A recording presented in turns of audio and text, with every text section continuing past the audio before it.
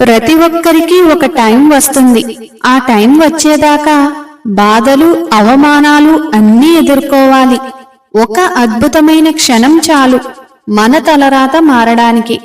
Eagle ఈ ప్రపంచంలోనే అత్యంత శక్తివంతమైన పక్షి. అటువంటిది దాని మీదికి కాకి ఎక్కి దాని మెడని పొడుస్తూ ఉంటుంది. ఈగల్ ఆ కాకితో గొడవపడి సమయాన్ని వృధా చేసుకోదు. ఈగల్ ఇంకా ఇంకా ఎత్తుకు ఎగురుతూ వెళ్తుంది. అది ఎంత ఎత్తుకు వెళ్తుందంటే కాకులకు అంత ఎత్తులో ఊపిరి కూడా ఆడదు. అప్పుడు ఆ కాకి ఊపిరి ఆడక ఆటోమేటిక్ గా కింద పడిపోతుంది. అదే విధంగా మనం కూడా మన లైఫ్ లో మనల్ని కిందకి లాగాలని చూసే వారి మీద, అలాగే మన ఫెయిల్యూర్ ని కోరుకునే వారి మీద ఫోకస్ చేయడం ఆపి మన గోల్స్ మీద ఫోకస్ చేయాలి. అప్పుడు ఆటోమేటిక్ గా మన లైఫ్ లో నుంచి ఈ నెగటివ్ పీపుల్ అందరూ కట్ అయిపోతారు.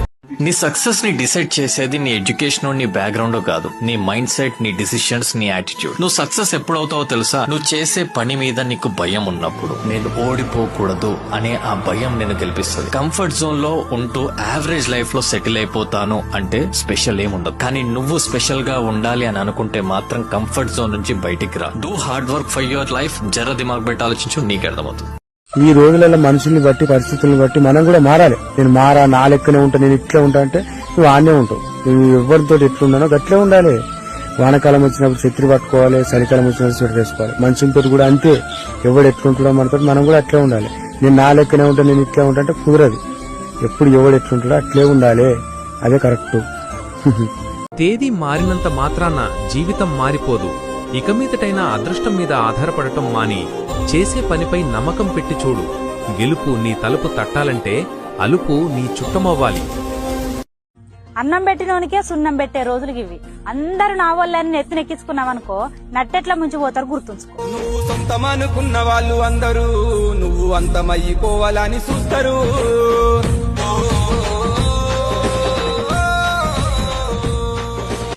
ఇది నేను రాసుకున్న ఒక కొటేషన్, మీకు చదివి వినిపిస్తాను.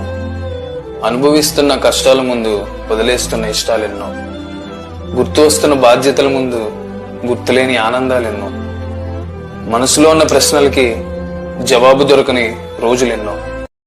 గెలిచి చూపించు, నీ కోసం కాదు, నిన్ను అవమానించిన వారి కోసం కూడా కాదు, నిన్ను నమ్ముకున్న వారి కోసం.